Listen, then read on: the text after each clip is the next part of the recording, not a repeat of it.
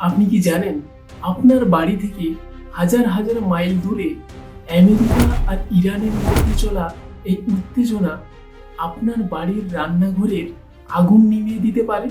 আমরা ভাবছি যুদ্ধটা অন্য দেশে, কিন্তু সত্যিটা হলো এই লড়াইয়ের প্রতিটি স্ফুলিঙ্গ আছড়ে পড়বে ভারতের সাধারণ মানুষের পকেটে। আপনি কি প্রস্তুত এই অনাগত সংকটের আসল কারণ জানতে? ইরান আমেরিকার সম্পর্ক এখন বারুদের স্তূপের উপর দাঁড়িয়ে। ড্রোন হামলা, পাল্টাপাল্টি হুমকি এবং ইসরায়েলের জড়িয়ে পড়া সব মিলিয়ে পরিস্থিতি এখন তৃতীয় বিশ্বযুদ্ধের ইঙ্গিত দিচ্ছে।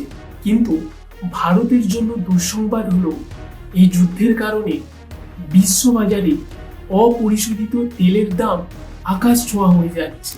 ভারত তার প্রয়োজনীয় তেলের সিংহভাগ আমদানি করে এই মধ্যপ্রাচ্য থেকেই। অর্থাৎ যুদ্ধ সেখানে মানে পেট্রোল, ডিজেল আর রান্নার গ্যাসের দামে আগুন লাগা। শুধু কি তেলের দাম? একদমই নয়। প্রায় ৮০ লক্ষ ভারতীয় মধ্যপ্রাচ্যের বিভিন্ন দেশে কাজ করেন। সেখানে যুদ্ধ মানে তাদের জীবন বিপন্ন হওয়া এবং ভারত থেকে পাঠানো রেমিটেন্স বা টাকার প্রবাহ বন্ধ হয়ে যাওয়া। তার উপর লোহিত সাগরে চলা এই উত্তেজনার কারণে ভারতের রপ্তানি বাণিজ্য আজ হুমকির মুখে।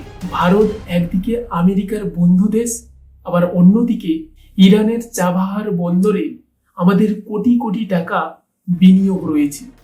এই দুই শক্তির জাঁতাকলে ভারত কি পারবে নিজের ভারসাম্য বজায় রাখতে? মধ্যপ্রাচ্যে অস্থিরতা মানে বিশ্ব অর্থনীতিতে মহাপ্রলয়।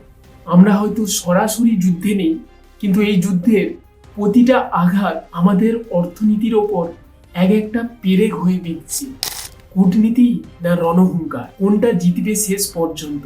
পৃথিবী কি ধ্বংসের দিকে, নাকি শান্তির জন্য অন্য কোনো পথ খোলা আছে?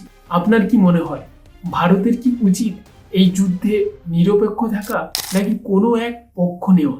কমেন্টে আপনার মতামত জানান আর সাবস্ক্রাইব করে সাপোর্ট করুন কত।